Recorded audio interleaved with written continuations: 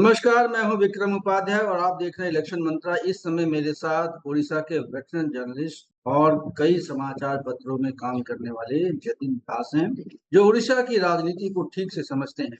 जतिन दास, आपसे मैं जानना चाहूंगा कि बड़ा ही सरप्राइज रहा नए मुख्यमंत्री का चयन। ये कैसे हुआ? क्या इसके पीछे कौन से लोग थे, क्या एलिमेंट्स था? जरा हमारे दर्शकों को बताइएगा। देखिए, भारतीय जनता पार्टी का जो रणकौशल है उसको इसमें समझने की बहुत ही आवश्यकता है। सबसे बड़ी बात है, अभी आपको तो जानकारी है अभी जो एनडीए का जो हालत है, और उसी हिसाब से भारतीय जनता पार्टी का जो वोट शेयर है, उसी के हिसाब से अगर देखेंगे तो कई सारे जो ट्राइबल फेसेस हैं वो काफी हार गए हैं। हम्म। और आपको याद होगा, झारखंड में भारतीय जनता पार्टी को जो लोकसभा चुनाव में बहुत अच्छी सफलता नहीं मिली। हम्म। और उड़ीसा जिस ढंग से अभी जो सरकार है, केंद्र की सरकार है, इस सरकार में बहुत बड़ा योगदान भारतीय जनता पार्टी ने दिया है। उड़ीसा जी। से आप जानते हैं 21 से 20 सांसद चुन के गए हैं। जी। तो इसी हिसाब से क्योंकि उड़ीसा में बहुमत मिला है और उड़ीसा में ट्राइबल का पॉपुलेशन आप जानते हैं 22% से ज्यादा है। और आगे आपके झारखंड में चुनाव भी होने वाले हैं। तो उसी हिसाब से अगर आप देखेंगे तो यहाँ के जो मुख्यमंत्री हैं, ये तो पहले आपको मैं बताता हूँ क्यों, मतलब भारतीय जनता पार्टी एक युवा ट्राइबल फेस को चुना यहाँ। तो आप देखे होंगे कि जुएल ओराम को केंद्र में फिर से आदिवासी व्यापार मंत्रालय दिया गया है। जी। जो चुनाव है, इसी साल ही चुनाव है जो झारखंड में होने वाला है। जी, और बिल्कुल। झारखंड भारतीय जनता पार्टी फिर से सत्ता में आने के लिए लड़ाई लड़ रही है। जी। और आप जानते हैं जो गवर्नर हैं वो भी झारखंड से ही आए हुए हैं। तो और केवंझर झारखंड से लगा हुआ एरिया है। जी। और निश्चित ही उड़ीसा उड़ीसा के जो मुख्यमंत्री हैं और जो केंद्र के जो आदिवासी व्यापार मंत्री हैं, ये लोग काफी अपना भूमिका निभाने वाले हैं झारखंड में। दूसरा है, मोहन मांझी को अगर आप देखेंगे तो मोहन मांझी एक राष्ट्रीय स्वयंसेवक के स्वयंसेवक भी। वाह! दूसरा, आपको याद होगा, केवंझर जिला, केवंझर मयूरभंज, ये जो मिनरल रिच एरिया है, जी। और उसी एरिया में भी आपका जो हिंदुत्व का काफी वहाँ काम हुआ है। और ये खुद मोहन मांझी जी जो है वहाँ सरस्वती शिशु मंदिर के शिक्षक के रूप में अपना करियर शुरू किया था। और उससे पहले स्थानीय चुनाव में वो लड़े, फिर वो सरपंच बने, फिर विधायक बने, फिर उप सचेतक बने, फिर मुख्य उप सचेतक माने मुख्य सचेतक बने। तो वो एक फायर ब्रांड आदिवासी नेता के रूप में जाने जाते हैं उड़ीसा में। और बहुत ही हम्बल परिवार से वो आते हैं। तो वो शायद एक कारण था कि वो एक अच्छा चेहरा बनेंगे, ऐसा ही इसीलिए भाजपा उनको चुना, ऐसा लगता है। जी, बिल्कुल, मैं आप ठीक कह रहे हैं। मोहन मांझी का जो है बैकग्राउंड काफ़ी जो है नीचे, उसको बोलते हैं ग्राउंड लेवल के वर्कर हैं। लेकिन इसके पहले हालाँकि वो कई बार के विधायक भी रहे हैं, लेकिन इसके पहले कभी उनका नाम मुख्यमंत्री के रूप में आया नहीं। फिर ये अचानक क्या ऐसा आप किसको इंस्ट्रूमेंटल मानते हैं जो मोहन मांझी को नीचे से लेके ऊपर बिल्कुल राज्य की सत्ता का मुखिया बना दिया उनको? नहीं, देखिए, इसमें कई लोगों का योगदान है। एक्चुअली सवाल ये है कि हम लोग ज्यादातर ऐसे कुछ चेहरा सोचते हैं जो दबंग हो और सामने दिखता हो, सर्कुलेशन में रहने वाला हो। लेकिन हमेशा भारतीय जनता पार्टी अगर आप देखेंगे तो आप मध्य प्रदेश बोलिए, छत्तीसगढ़ बोलिए, तो इसी तरह की जो उनका जो फॉर्मूला है, इसी तरह की ही चेहरा वो चुनते हैं। और Bharatiya Janata party election mode में भी रहता है और अपना कोर्स करेक्शन भी करता है। तो जहां भी उनको लगता है कि थोड़ा सा कहीं कमी है, उसको वो करेक्शन करता है। तो इसी हिसाब से अगर आप देखेंगे तो ये एक ऐसा, जितने भी लोग हैं उनमें से शायद, देखिए, वो तो सांसद किसी को यहाँ ला नहीं सकते, वो रिस्की मामला है। केंद्रीय के जो कई सारी जिम्मेदारियां हैं जिन जो कंटिन्यू करना चाहते हैं मोदी जी, इसीलिए आप देखेंगे करीब करीब विभाग, जो बड़ा विभाग है वो भारतीय जनता पार्टी खुद रखा है। तो दूसरा है कि बाकी आपके जो यहाँ जितने विधायक हैं, यहाँ आप जानते हैं उनका जो राज्य के जो प्रेसिडेंट हैं वो चुनाव हार गए हैं। तो इसी हिसाब से उनको एक जुबा, और चुनाव के समय वो लोग अनाउंस भी किए थे। आप जानते हैं प्रधानमंत्री मोदी यहाँ कैंपेन के समय अनाउंस किए थे कि जुबा चेहरा होगा उड़िया, और उड़िया अस्मिता को भी काफी, मतलब भारतीय जनता पार्टी इस बार मुद्दा बनाया। तो इसीलिए एक आदिवासी चेहरा भी वो लाए, और उड़िया अस्मिता मतलब जो जमीन से जुड़ा हुआ हो, और उड़ीसा के जो आर्ट, कल्चर, लैंग्वेज के बारे में आप ठीक जिनका। कहते हैं। मैं जतिन दा आपको सिर्फ दो चीजों से और बात करना चाहता हूँ कि जैसे मोदी के साथ एक सरप्राइजिंग एलिमेंट रहता है हमेशा। वो जब भी किसी व्यक्ति को किसी राज्य का नेतृत्व सौंपते हैं या किसी बड़े पद पे लाते हैं तो लोग आश्चर्यचकित रह गए। इस बार भी मुझे लगता है उड़ीसा में भी सेम हुआ है। तो मैं ये जानना चाहता हूँ कि क्या नीचे ग्राउंड लेवल पे जो मोहन मांझी जी हैं उनकी क्या भूमिका रहती है और किस स्थिति में थे कि वो जनता के सर्वोपरि नेता बन गए। नहीं, देखिए वो तो चयन प्रक्रिया का एक हिस्सा है, और मोहन मांझी का जो व्यक्तित्व है ये लोग जानते हैं उड़ीसा में। उनका लंबा इनिंग्स रहा है, जैसे वो जितने बार विधायक बने हैं, और उसी समय से, जिस समय से वो जुझारू रूप से पब्लिक के सामने आते रहे रहे हैं और कई मुद्दा उठाते रहे हैं, तो उनका चेहरा सामने था। यही है कि क्योंकि हम लोग सोचते हैं कि हमेशा कोई बड़ा चेहरा होगा, ऐसा हम सोचते हैं, लेकिन अक्सर हम देखते हैं कि भारतीय जनता पार्टी और प्रधानमंत्री मोदी सरप्राइज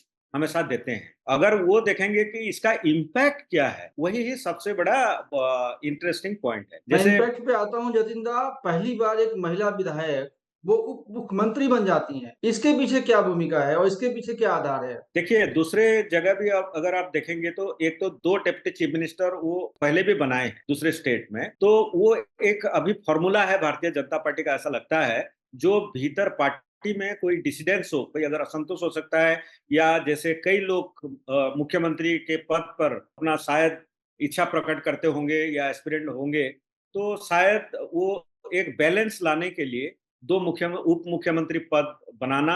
और अगर आप देखेंगे तो मुख्यमंत्री एक एरिया से आते हैं, और दोनों उप मुख्यमंत्री दो जगह से आते हैं, मतलब एक तो कोस्टल बेल्ट से आते हैं, एक वेस्टर्न पार्ट से आते हैं, और मिनरल रिच बेल्ट से आप मुख्यमंत्री आते हैं। और अब अभी उनका मंत्रिमंडल का भी नाम आ गया है।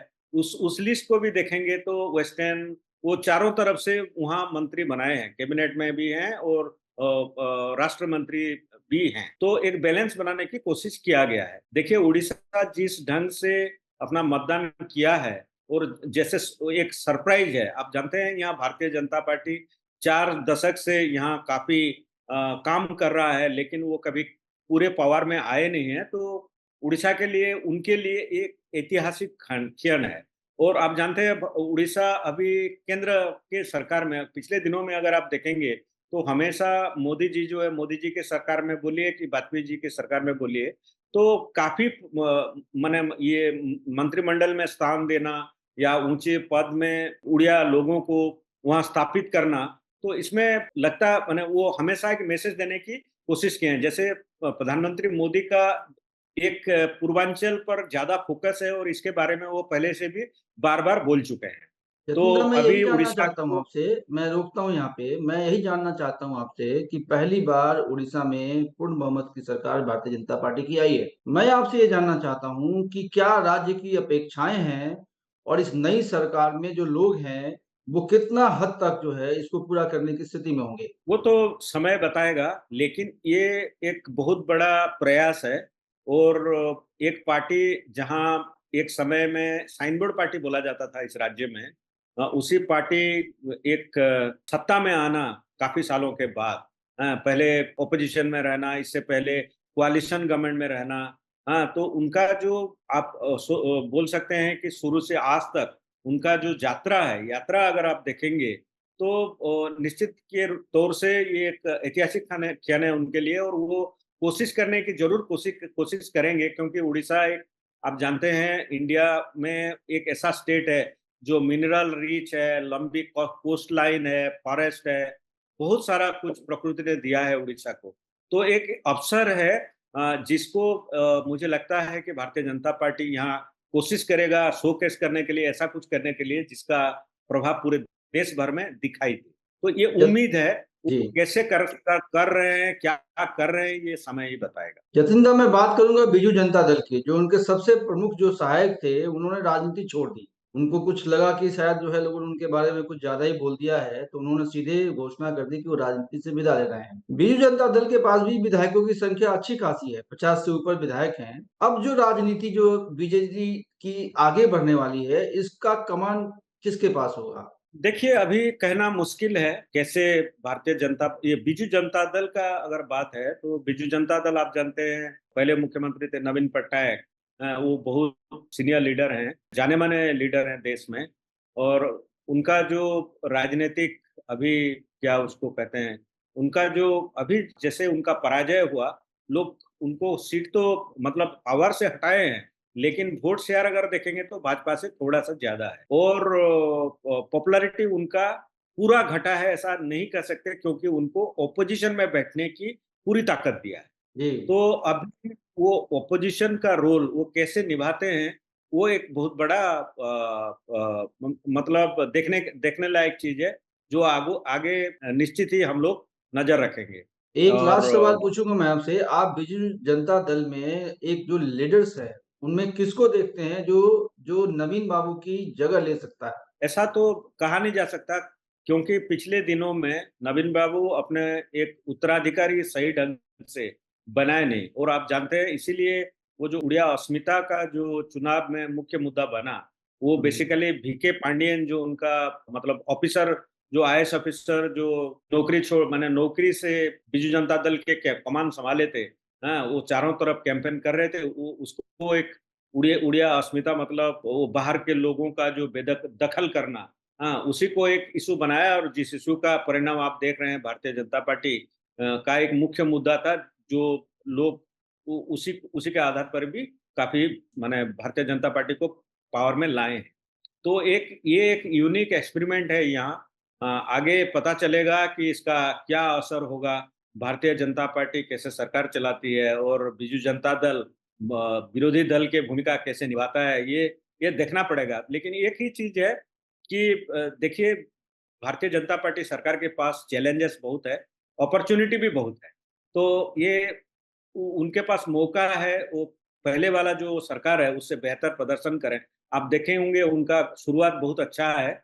और आप मुख्यमंत्री, ये लीडर चुनने के बाद मोहन मांझी दिखे कई जगह पर, और जिसमें उनकी संवेदना भी सामने आई है। जैसे रास्ते के किनारे गाड़ी रोक के कुछ लोगों के साथ बातचीत भी किए। आम आम लोगों के साथ जैसे व्यवहार होता है, पहले से वो जैसे थे वैसे ही उनका प्रदर्शन था। और वो काफी लोगों को पसंद आया। तो शुरुआत अच्छा है, आगे देखते हैं भारतीय जनता पार्टी के नए मुख्यमंत्री और सरकार कैसे प्रदर्शित करता है यहाँ। जी, कहा भी जाता है कि आगाज अच्छा है तो अंजाम भी अच्छा होगा। तो इसी बात से मैं ये कार्यक्रम समाप्त करता हूँ। मेरे साथ जतिन दास थे, जो उड़ीसा के बहुत ही मशहूर पत्रकार हैं, काफी वरिष्ठ पत्रकार हैं, और उड़ीसा की राजनीति को खूब अच्छी तरीके से जानते भी हैं। हम आगे और भी वार्ता करते रहेंगे जतिन दास से। उड़ीसा की खबरें हम लगातार आपको दिखाते रहेंगे। तब तक के लिए हमको दीजिए इजाजत। नमस्कार, जय हिंद।